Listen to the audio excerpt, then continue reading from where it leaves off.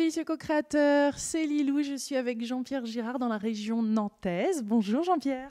Bonjour Lilou. Comment allez-vous? Très très bien, je suis très heureux d'être avec vous parce que j'ai vu déjà des vidéos d'amis communs, Jean-Jacques Charbonnier notamment, Mario Beauregard. Mario Bourgard qui a eu l'occasion de me tester avec un électroencéphalogramme et de s'apercevoir que lorsque le phénomène phénomène paranormal se produit, nous avons au fond un tracé, une figuration électroencéphalographique tout à fait typique. C'est intéressant parce que ça voudrait dire qu'à la limite, le cerveau, lui aussi, ne triche pas. Et ça, c'est super intéressant. On va vraiment parler de votre parcours parce que vous êtes unique. Vous êtes unique en votre genre. Vous êtes connu comme l'homme qui agit sur la matière. Vous avez travaillé avec la Défense nationale, le CIA. Vous avez eu vraiment des preuves scientifiques solides que c'est possible. J'aimerais parler de l'effet PK aussi, de plein de choses qui nous intriguent, nous, parce qu'on en entend parler. Il y a beaucoup de charlatans aussi dans ces domaines-là. Donc, j'aimerais beaucoup découvrir qu'est-ce qui fait... en fait, qu'est-ce que vous réalisez? Qu'est-ce qu'on appelle... qu'est-ce que vous avez fait? Parce que j'ai vu des barres qui se tordaient, plein de choses. Mais qu'est-ce que c'est exactement? Qu'est-ce que c'est d'agir sur la matière? Alors, agir sur la matière, on parle de l'esprit qui agit sur la matière. En réalité, oui, c'est l'esprit qui agit sur la matière, mais pas avec une force traditionnelle, évidemment, parce qu'on imagine mal que l'esprit peut courber une barre. Donc, c'est beaucoup plus subtil. Et si la barre se tord, là, on va parler, nous, scientifiques, en matière d'information.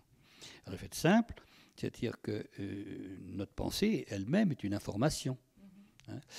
Dans cette barre qui paraît tout à fait simpliste, il y a une information. Il y a une information, mais pas dans le sens où on l'entend habituellement, le journal de 20 heures, bien évidemment. Il y a une information et il va y avoir entre l'esprit et la cohésion que fait l'esprit sur la volition de courber cette barre, il va y avoir un feedback informationnel. Et comme si on se mettait en connexion, vous vous mettiez en connexion avec la matière. Avec la matière. Alors chacun a imaginaire, lorsque je donne des stages que j'organise, où on voit d'autres sujets qui pratiquent ces expériences. Pour moi, c'est que du bonheur de ne pas être unique. La science n'aime pas les gens uniques dans ce domaine. Eh bien, je conseille la visualisation active, c'est-à-dire qu'on voit la barre qui est courbée alors qu'elle ne l'est pas encore. On la voit, on l'imagine en train de se courber. Et souvent, le sujet la voit qui se courbe dans sa main, ou en la posant pour la vérifier, elle continue à se courber. Nous avons des documents intéressants où la barre continue à se courber quand elle est posée sur la table. Alors, évidemment, pour un scientifique, c'est complètement impossible. Donc, il y a forcément là-dessous des trucs, etc. Vous avez dû complètement les bluffer à l'Académie des sciences. Je vous ai vu faire différentes expérimentations, vraiment avec un panel d'experts et de scientifiques qui étaient là et qui ont été complètement bluffés, non? Alors, ce qui fait que... Et là, je dis bien, je suis unique au monde. Et croyez-moi, c'est sincère. Parce que, je le répète, la science n'aime pas des cas uniques. C'est que j'ai pratiqué des expériences en laboratoire qui sont actuellement d'abord non reproductibles par la physique classique, ce qui est une preuve. On ne peut pas reproduire, par exemple, des effets pseudo-thermiques de pseudo-fusion que j'ai créés dans la matière, dans un tube scellé, devant l'Académie des sciences, et puis devant le sempiternel expert illusionniste qui est, comme on dit, le faire-valoir de la validité de l'expérience. Et ces mêmes illusionnistes ont particulièrement à publier dans la revue La Recherche, puisqu'on l'interrogeait à ce sujet. Il dit, nous, à un moment donné, nous avions conscience que nous étions là pour valider les travaux qu'elle allait publier. Parce que comment pouvions-nous analyser ce qui se passait dans la matière dans un tube de verre scellé? Simplement, nous étions des garants, en quelque sorte, qui ont permis des publications intéressantes.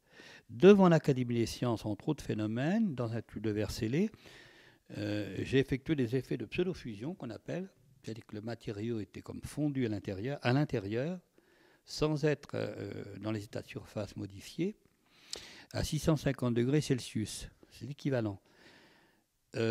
Pour nos lecteurs, on pourrait dire que, pour nos spectateurs, on pourrait dire que le matériau s'est adouci, qu'on appelle en métallurgie. Il est devenu mou, en quelque sorte, par rapport à la dureté traditionnelle qu'il a au départ. Des expériences également qui ont incité l'Académie des sciences à publier, c'est des expériences où j'ai durci c'est le contraire, durcit les matériaux dans des tubes de verre scellés également. Pourquoi des tubes de verre scellés? Ah bah toujours la fameuse précaution extraordinaire qui fait que le sujet ne peut pas toucher à l'objet. J'ai aussi vu des bouts de barre qui étaient entourés, en plus du verre, qui étaient entourés d'un fil de plomb ou de... Oui, d'ailleurs j'en ai une, je peux vous montrer, qui est une réplique exacte, parce que évidemment l'original est déposé, que je peux vous montrer. Pourquoi toutes ces précautions, le fil de plomb, le verre? Très intéressant votre remarque. Parce qu'en présence, donc, comme je l'ai dit, d'un beau parterre, François de Closet, d'autres scientifiques, le grand patron du CNRS, le président de l'Académie lui-même, bon, j'ai fait cet acte de fusion que je me proposais de faire, donc, parce que je l'avais fait à Lyon à 800 degrés Celsius. L'illusionniste qui était présent dit, attendez, moi je ne suis pas très très scientifique, mais on me dit que Girard fait fondre, enfin créer une chaleur... alors on va entourer de fils fusibles là-bas. Et les fils fusibles, ils fondent à moins, ils n'ont pas besoin de 650 degrés ou de 800 degrés pour fondre. Donc s'il utilise un artifice physique qu'on ne connaît pas mais qui reste dans le domaine de la physique, on le saura. D'où ce fil de plomb qui entoure cette éprouvette d'un matériau d'astronautique qui est extrêmement très particulier, qu'on ne trouve pas chez le quincaillier du coin, dans un tube de verre scellé. Et là, j'ai fait donc créer ces points de fusion sans que les fils fusibles fondent. Alors, souvent... C'est leur réaction. Une réaction évidemment assez que ce soit le CNRS ou d'autres, c'est une expérience qui dérange beaucoup. Et alors nous assistons là à un phénomène, hélas, très connu en sciences, un phénomène de dissonance cognitive. C'est-à-dire qu'avait décrit très bien Felsinger, où un scientifique placé devant un phénomène qu'il ne peut pas accepter. Dans son domaine, il est parfait, extraordinaire, couvert de publications remarquables, mais dans ce domaine-là, il écarte tout à fait ce qu'il a vu. C'est-à-dire qu'il dit c'est impossible, donc il va donner des solutions physiques qui sont plus improbables encore que le phénomène lui-même. C'est comme quoi? Qu'est-ce que ces scientifiques ont ou sortent comme théorème ou idée ou... Souvent, ça m'arrive très rarement, puisque les expériences, je parle de laboratoire ou dans des contextes absolument discutables, protocole d'illusionniste et tout, expérience en double blind, en double aveugle, donc voilà, faite avec un autre laboratoire anglais notamment sur les durcissements de matériaux. Ils disent qu'il y a eu quelque part une manipulation qui a été faite, enfin ils ne savent pas quoi dire, ils ne savent pas quoi expliquer. Par exemple, récemment... Ils choisissent eux-mêmes les matériaux. Ah oui, puis même les matériaux. Ah bah oui, c'est eux qui fournissent les matériaux. Dans les stages, c'est moi qui les achète au bricoleur, à la grande surface de bricolage du coin. Et les stagiaires repartent avec leur barre, ou repartent avec la barre que j'ai courbée. Bien sûr. Parce que là, les sceptiques disent, oui, c'est un matériau à mémoire. Quand on le tient dans la main, il va se courber par la chaleur. Aller courber une barre comme ça, même si elle était en matériau à mémoire de forme, on appelle, c'est absolument impossible. Quand on voit la position de la main qui caresse la barre, c'est impossible. Mais c'est de la mauvaise foi. C'est même pas la mauvaise foi. Vous savez ce qui est redoutable chez nos amis sceptiques, c'est qu'ils sont de bonne foi. Vous allez dire, c'est curieux quand même, Jean-Pierre, le langage qui me tient. Je me méfie de la bonne foi. Vous savez, au nom de la bonne foi, on se met des explosifs autour de la ceinture. Parce qu'on est de bonne foi, on défend. Et ces scientifiques, on ne peut pas les convaincre. Je suppose qu'ils ont même dit que vous étiez dangereux. Dangereux, non, je suis content d'être plus pernicieux, de dire que je suis un brillant illusionniste, charlatan de surcroît. Oui, j'ai droit à beaucoup de qualificatifs. Et c'est très étonnant. Mais moi, ça ne me blesse plus, ça me chiffonne un peu. Il y a 3 sites actuellement qui sont vraiment contre moi, qui disent tout et n'importe quoi. C'est pas mal. Sur l'ensemble des sites qui disent des choses sympathiques en ce qui me concerne, il y a les zététiciens, les sceptiques du Québec, qui ont vraiment été absolument, même des attaques ad hominem, absolument lamentables. Et puis, j'en cite pas un autre parce que je suppose qu'il y en a trois. Ça me fait plaisir qu'il y en ait trois, mais il y en a deux principaux, disons. Mais quelles sont les applications de tout ça et comment vous avez évolué? Parce que ça, c'était il y a quand même pas mal de temps, non? C'était dans les années 70, c'était à quel moment? Dans les années 80, oui. 80? Expérience, oui, que nous avons faite, qui a été publiée en 1986 dans une revue scientifique contresignée par l'Académie des sciences. Et puis j'ai continué à faire des expériences, mais côté plus élaborées, sur des bactéries à distance, dans des éprouvettes, par exemple, sur des tissus in vitro, bien sûr, mais aussi in vivo. Et nous assistons à des... Alors, c'est vrai que les conférences que je donne maintenant ne sont plus axées seulement sur l'action de l'esprit sur la matière, mais aussi l'action de l'esprit sur le vivant. Et là, il faut être beaucoup plus... On a une information qui est beaucoup plus riche sur le vivant. Quand on veut rétablir un équilibre cellulaire perturbé ou des... Alors, je n'irai pas trop loin dans l'expression concernant cette action de l'esprit sur le vivant, parce que très rapidement, on va dire, ça y est, Girard, on le voit arriver avec ses petits sabots, il va soigner les cancers, il va soigner tout ça, c'est l'homme miracle. Alors non, bien sûr, je reçois en consultation, mais je dis toujours que nous sommes des artisans pour favoriser chez le sujet lui-même les armes de sa guérison.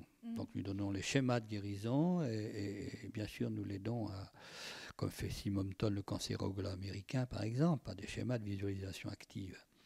Mais là, ça nous écarte un petit peu de... Les questions fusent. Hein. Je sens toutes les personnes qui regardent, moi-même, là, en fait, ça bouillonne hein, dans nos esprits. Dès qu'on commence à parler de ça, c'est comme si le monde autour de nous s'écroulait. La matière n'était plus matière, l'énergie commence à tourner en spirale, non ? Ce qu'on semble oublier, c'est que nous sommes tous faits de la même matière d'origine, hein, issue du Big Bang, où c'est la matière qui a gagné. Et cette barre, comme vous-même, ce micro, nous sommes faits de la matière. Dis-moi pas mon micro. Non, surtout pas. Je maîtrise un petit peu quand même ces phénomènes. Mais il y a une époque où je ne maîtrisais pas grand-chose et les caméras souvent s'arrêtaient. Enfin, j'avais beaucoup de... À la télévision, oublié de changer de caméra, ces grosses Betacam et tout. Non, je pense que ce phénomène est difficile, il ne rentre pas dans nos archétypes. Alors au fond, cette mission, c'est un grand mot, mais ce que je m'attache à faire maintenant, à l'âge que j'ai, c'est à communiquer, on l'aura compris, mais communiquer pas seulement, même partager. Faire comprendre aux personnes qu'il faut qu'ils effacent un petit peu tous ces schémas mentaux qu'ils ont du non possible et nous ne sommes pas encore rentrés dans nos archétypes, cette histoire de courber les barres ou de déplacer des objets ou autres. Et je crois que j'ai un chemin pour expliquer cela en disant c'est bien, tout le monde peut courber les barres. On le voit maintenant dans les stages, tout le monde peut faire des effets physiques. Je dis que ça, c'est l'iceberg, c'est sympathique, tout le monde voit son petit phénomène de télépathie, tout le monde, c'est que du bonheur ces stages.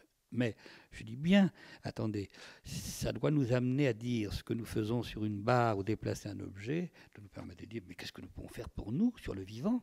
D'abord pour nous en auto-guérison. Et dans nos vies, dans notre quotidien. Et dans le quotidien. Dans le quotidien, vous vous rendez compte, ça nous... Je prends souvent quelque chose de très prosaïque. Je parle de l'eau, qui est un élément évidemment indispensable à la vie. Personnellement, je n'en abuse pas beaucoup. Je suis très civique et je préfère la boisson de Bacchus. Mais l'eau va geler à -1 et va être en phase gazeuse à plus 100 degrés. Qu'est-ce qui s'est passé?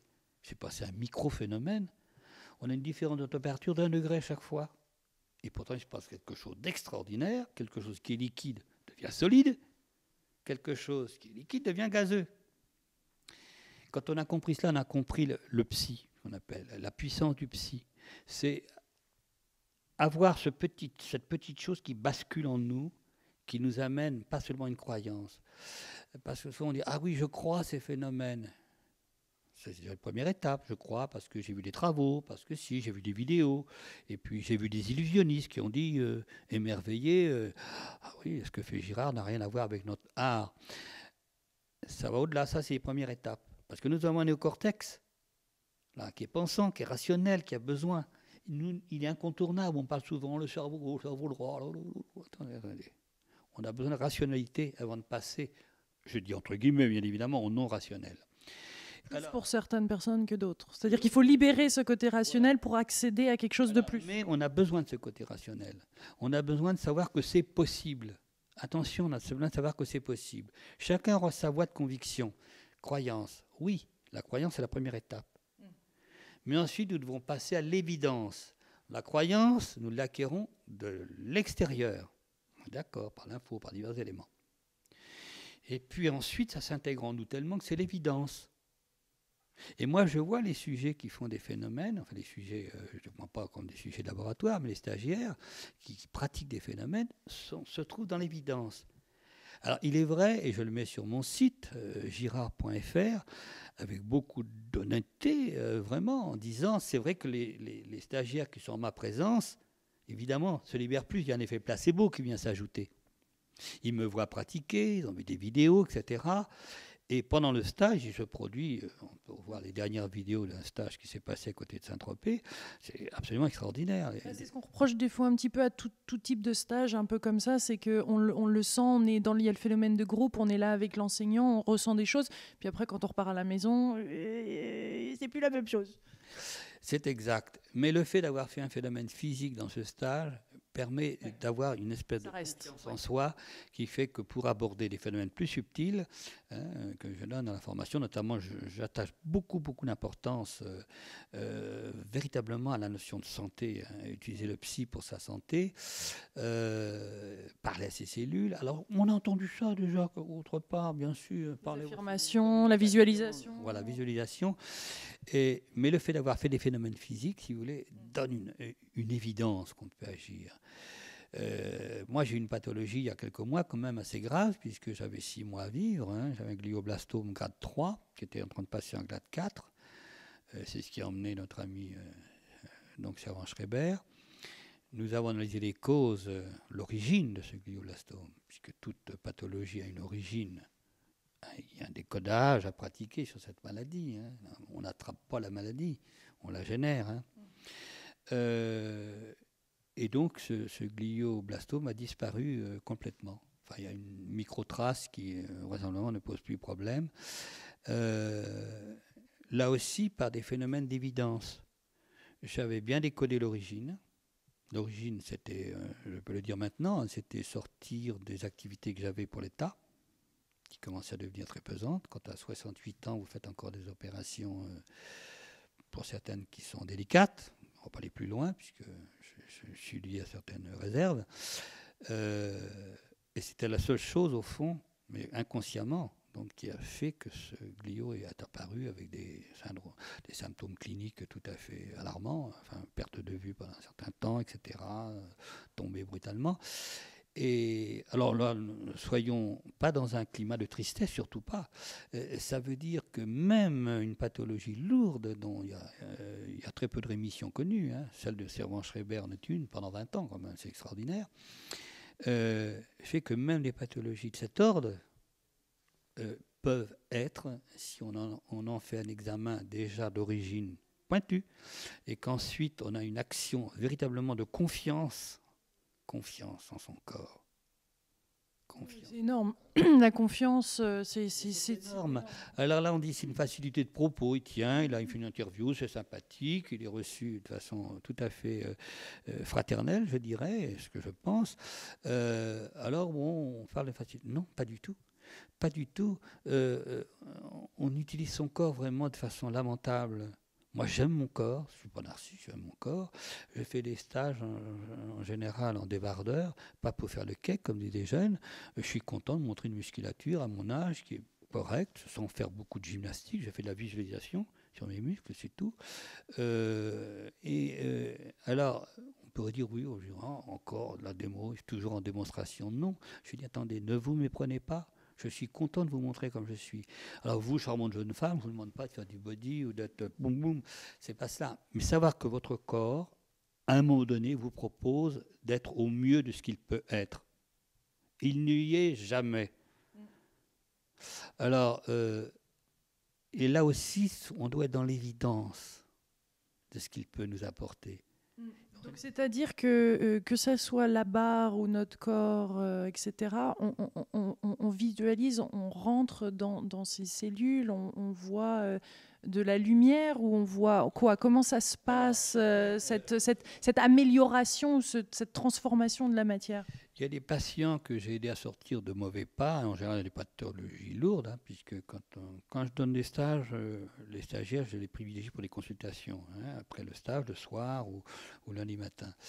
Et souvent, bien sûr, ce sont des pathologies lourdes, hein, des SEP, des choses comme, enfin, des scléroses en plaques, des maladies de Parkinson ou autres. Et puis évidemment, on l'a compris, aussi des des néoplasmes, des cancers. Et alors, il se trouve que j'ai une carrière quand même médico-hospitalière de 18 ans, et notamment une grande partie en cancérologie. Ce qui fait que je ne dis pas n'importe quoi. Et je ne fais pas n'importe quoi surtout.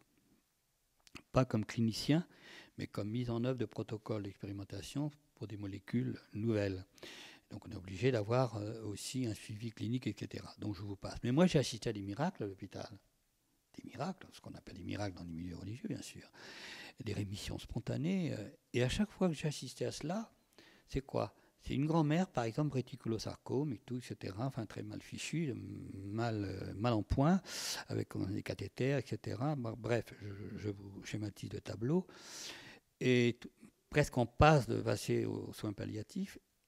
Et elle apprend que sa fille et son gendre viennent de décéder dans un accident de voiture.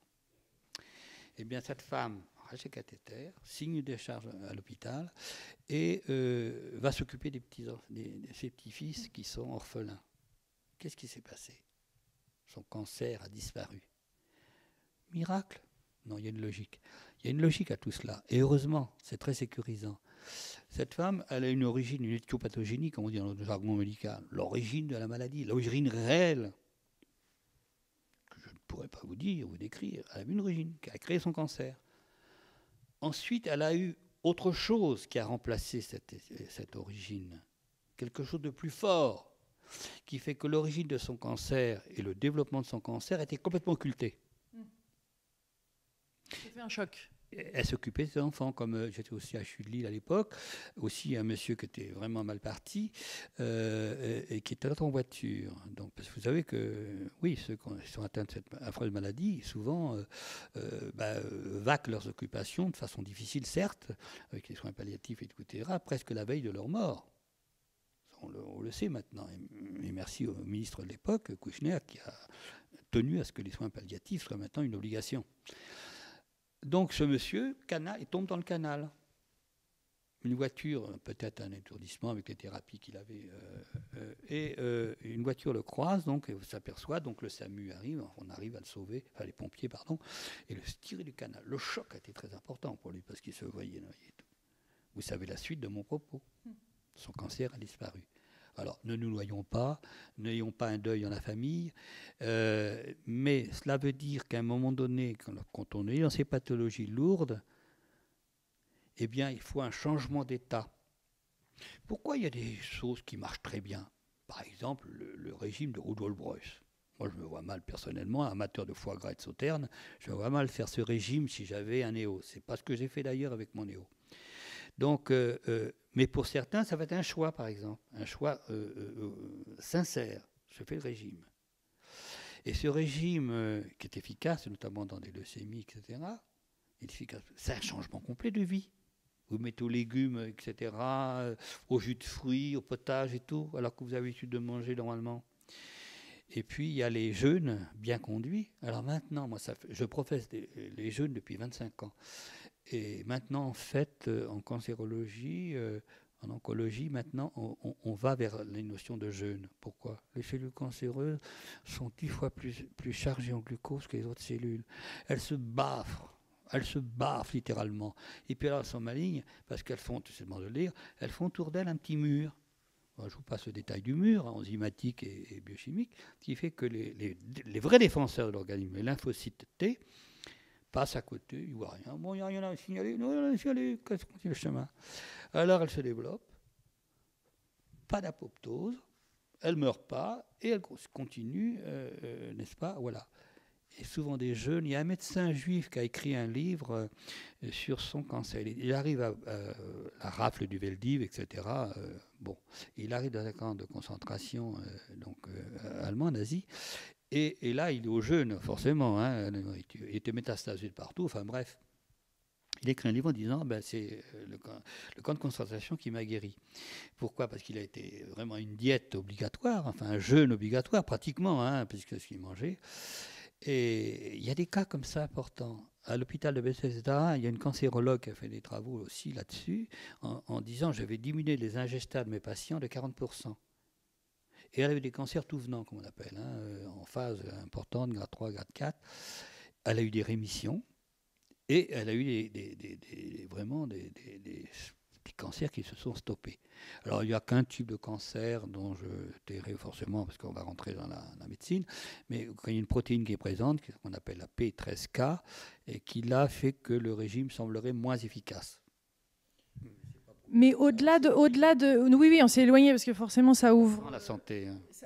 Oui, et ça serait une vidéo et on aura certainement l'occasion de se revoir et de refaire sur ce sujet-là. Mais je suis vraiment intéressée pour qu'on comprenne tous comment c'est possible, quel est le mécanisme en fait qui permet de plier cette barre et aussi tout ce qui est ensuite sur le vivant. Mais ça part de quoi? Quel est le principe? Qu'est-ce que vous voyez? Qu'est-ce que vous imaginez? À la limite, peut-être montrer, l'expliquer pendant que ça se passe et nous décrire ce qui se passe, vous, dans votre expérience quand ça se passe.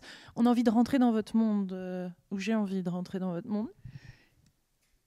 Alors l'explication, encore une fois, pour qu'une barre se tord ou un objet se déplace, etc., ou une action sur le vivant, on semble qu'il y a moins de force. En fait, c'est la même origine. Ce ne sont pas des forces traditionnelles.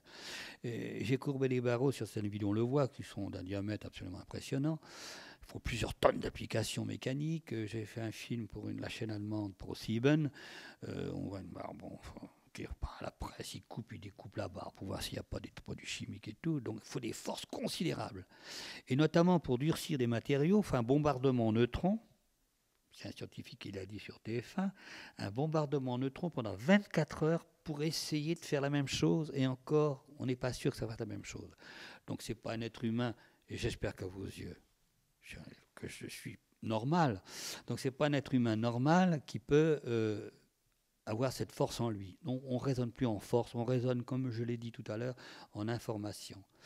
Et cette information, c'est une explication très schématique, un peu plus complexe, mais en fait, comme je l'ai dit tout à l'heure, la pensée cohérée souhaite un acte. Alors préalable, toujours être dans le désir et jamais dans la volonté pour faire du psy. Dans l'intention? C'est l'intention, c'est le désir. Le désir, c'est après. Voir le jeu. Vous savez, c'est plus puissant le désir que l'intention? Il faut une intention, un minima. Mais l'idéal, c'est d'être tout d'un coup dans le désir de faire. Et puis, ne pas insister. Si ça ne marche pas, c'est pas grave. Faire un espèce de lâcher-prise. Et surtout, ce qui est curieux, c'est se donner le droit à l'échec. Alors, quand je dis ce mot-là, comment on se dit droit à l'échec, c'est pas très positif. Mais si, c'est positif.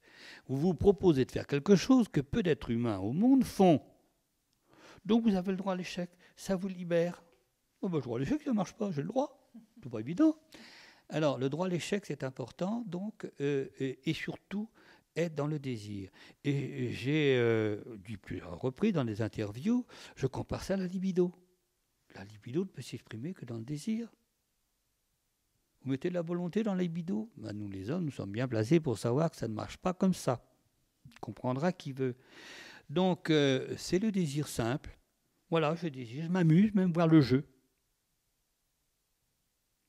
Et puis cette projection que c'est possible, justement, arriver à l'évidence. Alors évidemment, ça ne marche pas tout de suite, ou des fois ça marche tout de suite, puis après on veut reproduire, et ça ne marche plus du tout.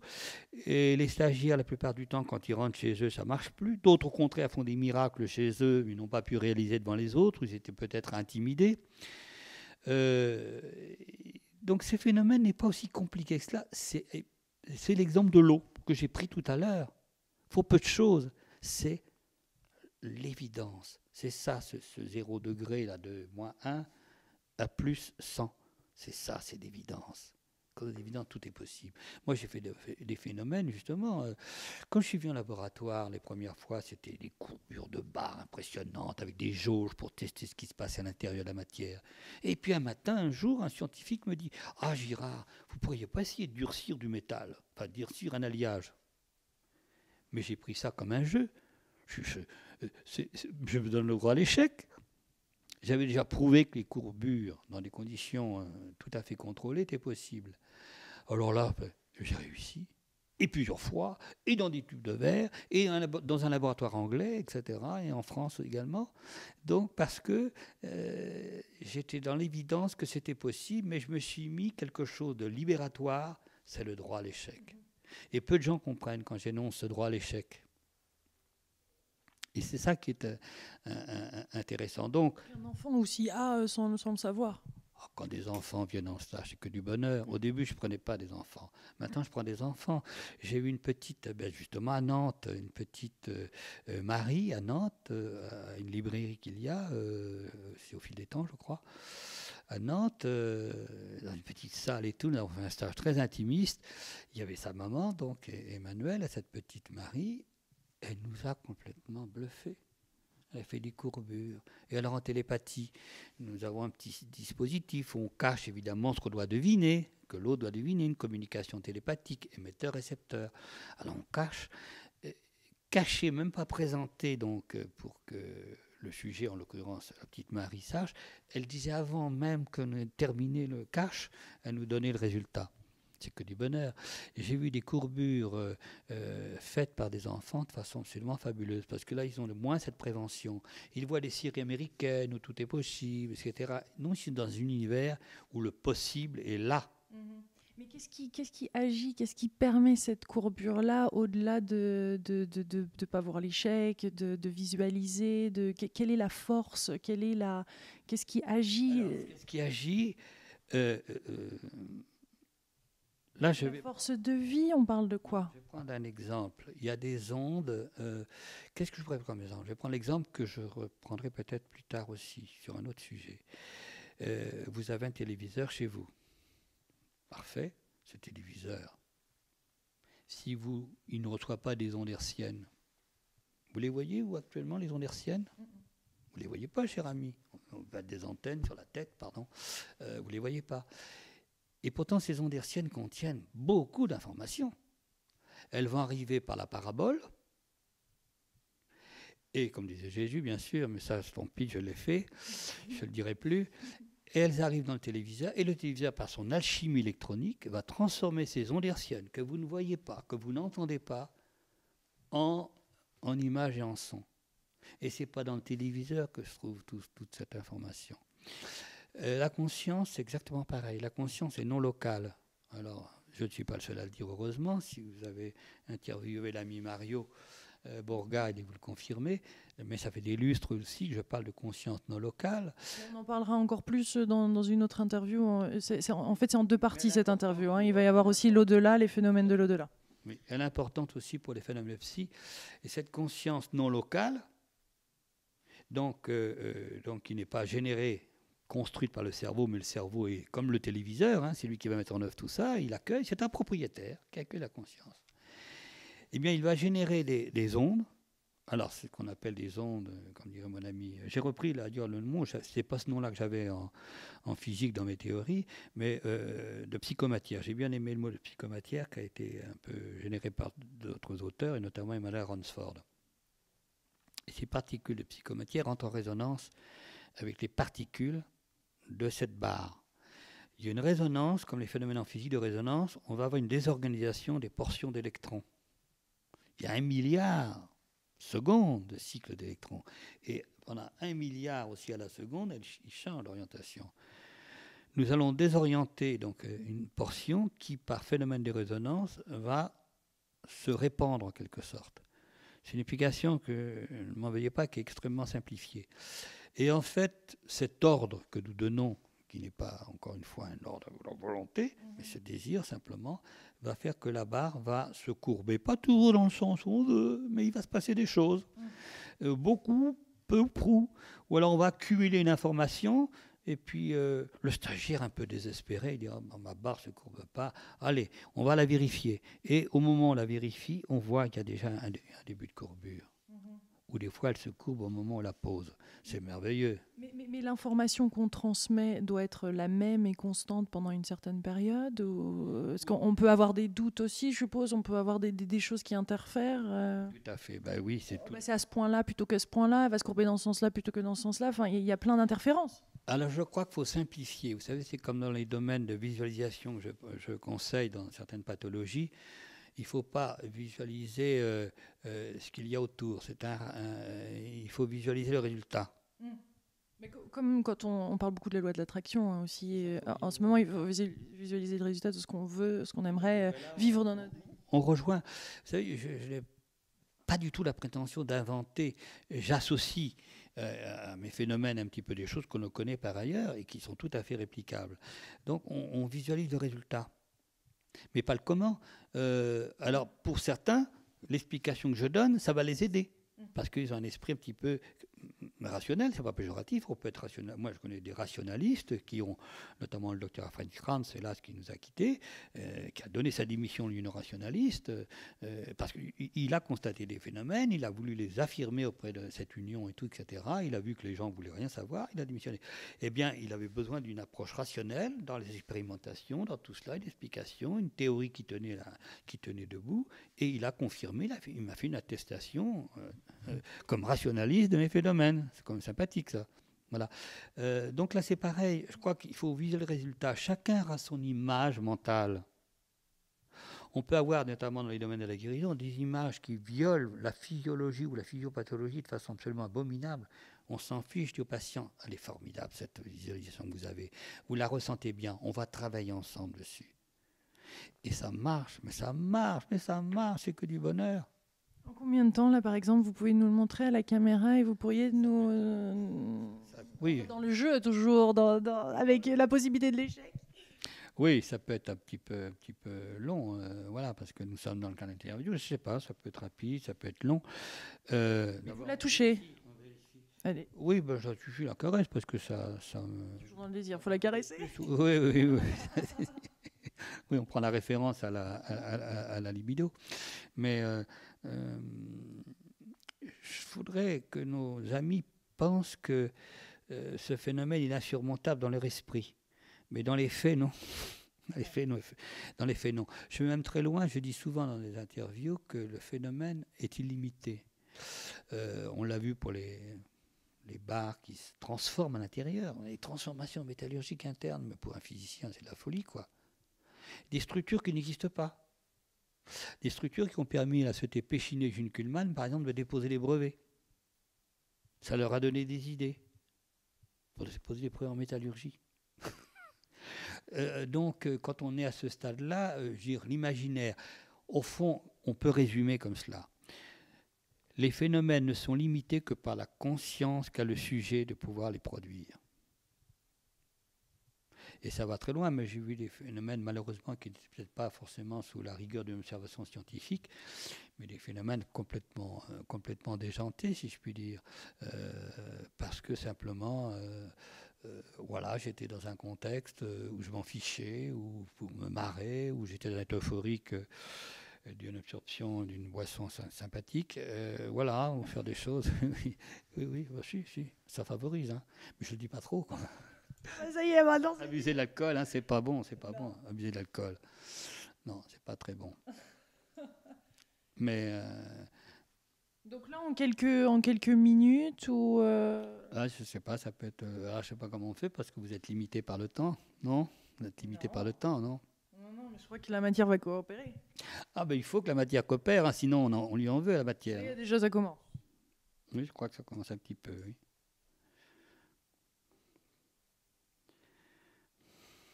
Je vais bien montrer la caméra.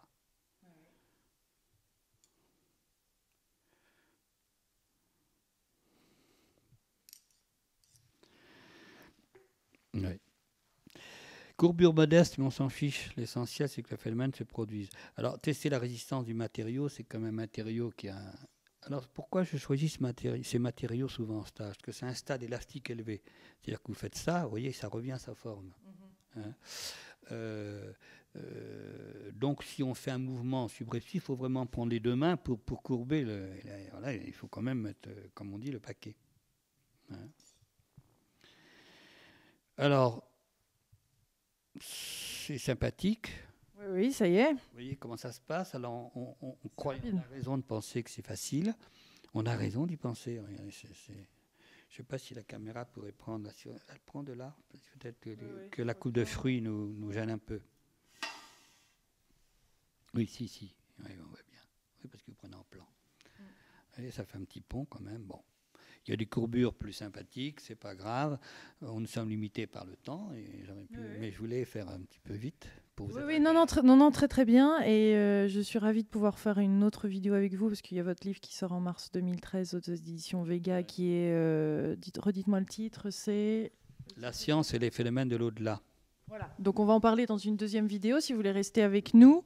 Dernier petit point où il y a un petit truc ou un petit résumé ou quelque chose pour finir cette conversation sur... Ce qui est intéressant, c'est qu'actuellement, souvent on a dit que les phénomènes se produisent en présence de Jean-Pierre, tout ça, etc. Puis après, c'est un peu plus délicat. Nous sommes un groupe en ce moment, un groupe d'études où il y a des scientifiques d'une part de diverses obédiences, hein, y compris des gens qui sont un petit peu pas forcément très favorables à ces phénomènes, et un psychologue spécialiste de la dissonance cognitive pour observer les réactions de ces scientifiques. Et nous avons des sujets que nous avons sur Dailymotion, que nous avons pris un petit peu à gauche, à droite, des jeunes sujets qui eux-mêmes font des phénomènes. Là, j'aurais pu vous présenter un phénomène, puisque je l'ai dans la voiture, sous un bocal, où nous faisons tourner une pyramide sous un bocal. C'est très sympathique. On pourra peut-être en conclusion du second interview, simplement pour montrer que la conscience, là aussi, est non locale. Donc, quand elle s'évade de notre corps, elle continue son parcours de vie. Et alors, ces jeunes font des phénomènes, et j'en ai mis 2 déjà sur mon site, hors dehors de moi, tout à fait hors de moi, et ça me ravit. Au départ, sans bocal, pour ce petit objet qui tourne sur un bouchon, une aiguille, c'est un dispositif qui avait été proposé il y a longtemps, au XXe siècle, début du XXe siècle. Et c'est très sympathique, parce que ça favorise, c'est pas un phénomène qui est trop agressif, disons. Hein, c'est un petit truc, alors on peut dire peut-être le vent qui fait tourner tout. Et après, on met le bocal. Et très peu de sujets réussissent. Mon dernier stage à Clermont-Ferrand, un des derniers stages, j'ai vu un sujet qui a fait tourner pendant 1 minute sous un bocal de verre. C'est pour moi que du bonheur. Et là, ces jeunes font en dehors de moi. Alors, nous avons fait un film pour TMC il y a quelques semaines où ces jeunes ont été invités. Et moi, j'ai fait des expériences et je me suis éloigné du plateau pour que les jeunes devant la caméra, hors ma présence, fassent des phénomènes, peut-être un peu moins importants, mais on s'en fiche, mais ces phénomènes étaient là. Alors ça, on ne veut pas dire que je ne suis qu'à la genèse de cela. Donc je crois que la communication de l'information, c'est cela, vous savez, comme on apprend quand un animal se défend, ou même un parasite, quand on voit les moustiques ou autres ont une agression, qu'ils arrivent à résoudre cette agression par un antipaludéen par exemple, hélas, eh bien ça va se communiquer aux autres, même à des distances absolument incroyables, l'information va se communiquer. Notamment on l'a observé chez les rats, on l'a observé chez les arbres malades. Quand un arbre malade trouve la solution, il va communiquer à des kilomètres de distance aux arbres de la même famille la solution pour s'en sortir. Ça, c'est connu. Ce n'est pas de la spéculation métaphysique. Donc là, c'est pareil. Le fait qu'à un moment donné, on en parle de plus en plus.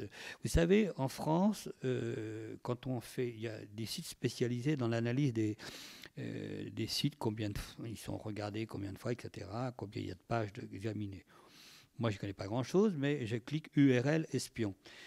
Eh bien, sur ce site, qui est très sérieux, il y a le mot espion, évidemment, qui me rappelle certaines activités. Je suis très content qu'on ait très peu parlé, finalement. Mais c'est dire, oui, eh bien, mon site est 7000 en France, classé comme 7 milliards. Alors, je ne suis pas un site marchand, et dans le monde, surtout, il est classé 262 millième sur les millions de sites qu'il y a. Ça veut dire qu'il est très regardé, il n'est pourtant pas en langue anglaise. Voilà. Alors, le sujet passionne, hein, de plus en plus. Alors, on n'a pas parlé d'espions, et puis c'est bien ainsi. Je veux parler ni de la pharmaceutique, parce que je sais que vous avez aussi travaillé avec la pharmacie, les laboratoires. Les brevets de médicaments, oui.